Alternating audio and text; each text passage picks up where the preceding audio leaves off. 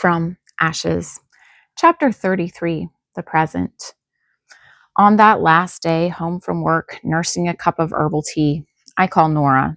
I don't know why. It'd be easier not to. It just seems kind of wrong to totally ghost her like that. Oh, Aiden, hi, she says when she picks up. Hey, I say, realizing that I sound kind of sick still. I clear my throat and try again. Hey, you all right? She asks. Yeah, Gabby got sick the day I went to Joe's. Then I did. It's been an exciting couple of weeks. She laughs, obviously, then stops laughing. I mean, I'm not laughing because I'm happy you were sick. It's just, I've been there too. Now I laugh, and it feels good to break the ice. No, I know what you mean. What have you been up to? Hopefully, something better than barf. I mean, a little. Lost a roommate. She pauses, waiting for me to chime in. Yeah, I got the message. Did Pete come by? A confused silence on the other end of the line. Pete? A cop I know down there, I say, but not him, I guess. No, she says, no cops. Just, well, I turned her in. Turned her in, I ask. Yeah, another pause, and I can imagine her fiddling with her fingers like she does. This is kind of like a halfway house. I mean, not exactly, but there are rules we're supposed to keep. It seemed like kind of a jerk move to turn her in. I liked her. But, well, when you called, I realized that it would be easy for me to look guilty by association. And I'm supposed to be able to move out in another month. I even have a place picked out. I'd hate to have that pulled out from under me. Oh, wow, I say. I'm so sorry. Sounds like a week of barf might have been simpler. Simpler, yes, she says. But I'll still take the health. Meg, my old roommate, will be okay. It's hard to come clean, but it doesn't help if people are enabling you and stuff. Now it's my turn for the awkward pause. I just don't know what to say when the topic shifts to drugs or even recovery, so I shifted away. Anything else new, I ask? Yeah, actually. I've been working to get my driver's license. I can hear the smile through the line. That's awesome. Are you taking a driving class or something? No, too expensive. A guy from Joe's has been teaching me. We drive every night. Oh, I say. Jason, did you meet him? Maybe. Blonde guy, taller than I am, maybe a little younger too, closer to her age. The blonde guy? Yeah, that's him. It's been really nice of him to teach me. It seems bad that we're still talking about him. That's great, I say. I trust you're a natural. She laughs. Jason says so, but it's a lie. I nearly hit a pole in the Walmart parking lot last night. That's great, I almost say again, and then realize that it's the wrong thing. Okay, have a great life also seems like the incorrect direction to go. So I just wait in a weird silence on the other end of the line. It's been nice to talk, she finally says. I'm glad you called. Me too, I say, though I'm feeling a little sick again. See you around, she says, like she does. Bye, Nora. And then the line goes dead. I don't know why that fact makes me feel so sad. My tea's gone cold, and I sit on the couch, swirling it around in the mug, thinking about her voice, the sway of her hair and hips, that other guy who's teaching her to drive, and the way she must look so focused as she's learning. Her profile, a mix of soft cheeks, determined eyes, pink lips, and the nose jutting out small and round. I tip back my cup, letting the lukewarm tonic slip down my dry throat. Nora shows up on my doorstep a few days later. I'm legit, she announces when I open the door.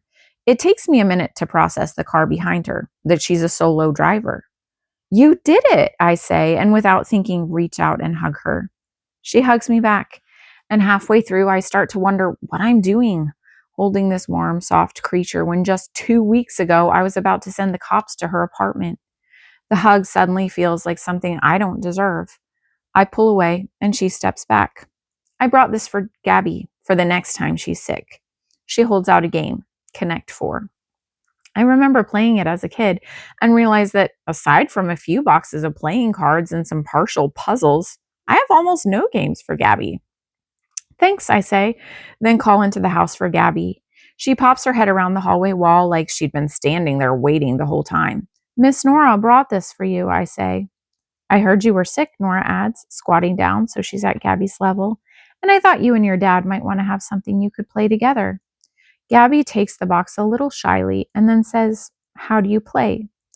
"Well, you put the chips into the columns." She points at the box, showing her the picture of black and red playing pieces, "and you try to stop the other person from getting 4 in a row." She looks at Gabby to see if she understands. I cut in. "Maybe we should just play a game." Just like the hug, I'm not sure where it's coming from. There's just something, and it's distinct, that doesn't want Nora to leave, not quite yet. "Sure," Nora says. Gabby leads her to the table, and together they break open the cellophane. Nora clicks the pieces together. I noticed her arms, bare to the shoulders, the tattoos covering old marks, but no new needle pricks, no more secrets to hide. I open the little baggie with the black and red pieces and show Gabby how they slide into the slots. For the next 60 minutes, we laugh and block each other, or try to. I lose the most, but that might be because sometimes I let Gabby win. Nora doesn't. She's ruthless with Connect 4, tying Gabby at the end of the night. They both stare at each other over the board, both of them more competitive than I'll ever be. "Next time we'll break the tie," Nora says, "so you better practice with your dad."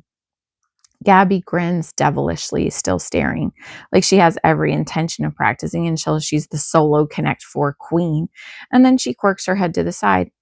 "Your eyes," she says, a sudden change to the subject. "They're just like mine." "Green-eyed girls," Nora says, staring at Gabby, then tapping her nose. "Your mama must have been one too, since your daddies are nearly black." "Nah," Gabby says, "mamas were brown too. I'm adopted." Nora laughs like Gabby is joking, then looks at me. I nod slightly so Nora doesn't accidentally say something that will make both of them feel awkward. "Oh, wow," Nora says. "How cool." She gazes at Gabby for another long minute, bats her eyes twice, then laughs. "Tell your daddy he's lucky you're not a redhead. They're nothing but trouble." Gabby laughs. "You're not trouble." Nora says, tapping her cheek thoughtfully. "Trouble. That's another game we should learn to play." I think I've got some ice cream in the freezer," I say. "You guys want some?" "Yes," Gabby shouts. Nora glances at the clock in the kitchen. I look at it too, nearly 8. The night went fast. Gabby will have to go to bed soon, but maybe that's a good thing. Nora could stay. We could watch a movie. As I'm formulating plans, Nora is gathering up her things. "I think I'd better pass for tonight," she says. "Long drive back, and I'm still a rookie." She smiles. "Thanks for coming up," I say. "It was just really nice." She smiles. Me by the freezer, her at the table, and there's kind of this across the room thing that happens. "I'll walk you to the door," I say, setting the ice cream on the table and telling Gabby to grab a bowl. I open the door for her, follow her onto my tiny porch. "That was really nice," I say. "I appreciate it, and I know Gabby does too." She laughs. "It's really no big deal," she says. "It really is," I repeat. "See you around, Aiden." Our hands brush, and I take a finger, hook it into mine. "Hey," I begin, not really knowing where to go. "This was," I'm about to say really nice again and stop myself. "I had a good time. I'd like to maybe do more." "Are you sure, Aiden?" she asks. "I know I threw you for a loop with my past." "Yeah," I say, answering both comments. "I am sure," though she did throw me for a loop. "I could come up again," she says, trying to keep her voice light, though her cheeks are pink, her fingers still wrapped up in mine. "Or I could take you to dinner sometime," I add. "Maybe this Sunday." "Sunday is great," she says. "Should I come here?" "No, no," I say, and suddenly my entire hand is wrapped up in those fingers. "I'll pick you up." Her cheeks are on fire, and I like fire. "Okay," she says, her face tipped up. "Text me the time." I lean in slightly, and we hang there, frozen for a second, till Gabby bangs through the door. "Daddy, I spilled the chocolate sauce," she says, a quiver to her voice. "It's on the floor." I break from Nora's hand, and as I do, Gabby seems to notice it. "It's okay," I say. "We'd better go get it cleaned up." Nora laughs, shaking the pink from her face with the sound. "Till Sunday." "Bye, Gabby." The pull of my daughter and the mess tug me back into the house, although I want to stand on the porch, want to watch Nora get into her car, drive back to her town. I'm ready, I think. Ready to get to know someone who isn't Rachel. Ready to move forward. Ready for a recovery story.